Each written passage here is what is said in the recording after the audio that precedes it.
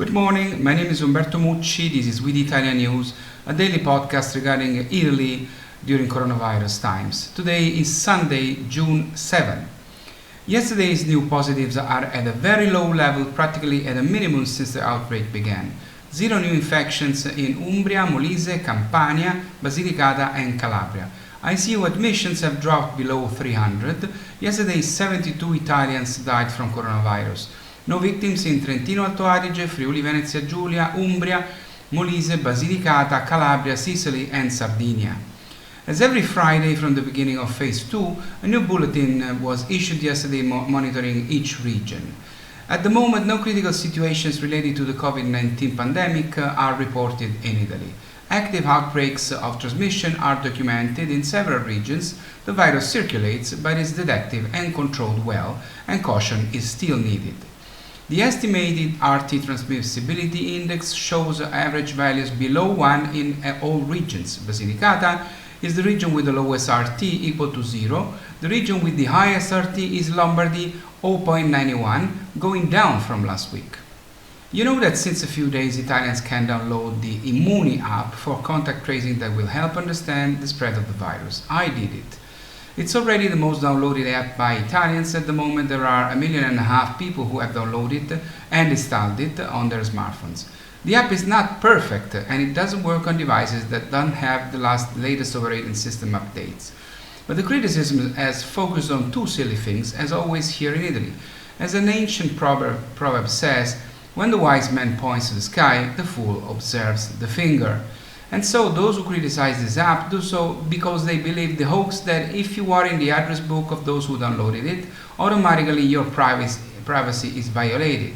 And that's not true.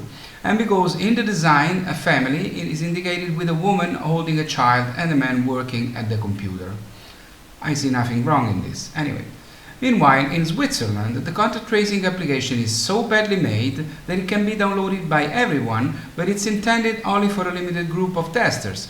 While in France, 600,000 people have downloaded one that is called like the official one, but it's not, and it's useless.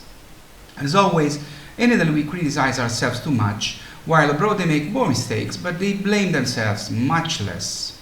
In many cities in Italy for some weeks now, queues outside bicycle shops have reached lengths similar to those we were used to see outside supermarkets. One of the main reasons that have pushed so many people in bike shops is the so-called mobility bonus, the economic incentive provided by the government for those who buy a bicycle, including electric or vehicles such as scooters, hoverboards and Segway. Well, provided is not exactly true. The government promised it, and let's hope that they provide. But there's more. The same phenomenon is also happening in areas of the world where no incentives of any kind have been announced. The COVID-19 epidemic has something to do with this great demand for bicycles for various reasons. In addition to the incentive, two other factors that have made the demand so much higher are the fact that all those who were unable to shop in the last 2 months when shops were closed, which is usually a very prosperous period for the bicycle market, have done altogether when the shops reopened, and the widespread desire to replace public transport with solutions that guarantee greater physical distance. The pandemic has also pushed people to rethink their free time and holidays, and some people are willing to use bicycles also for these reasons. Italy is beautiful to visit, also cycling on routes with wonderful landscapes. Cycling has also become a safe and accessible activity for the many who can go back to practicing the indoor sports they used to do before.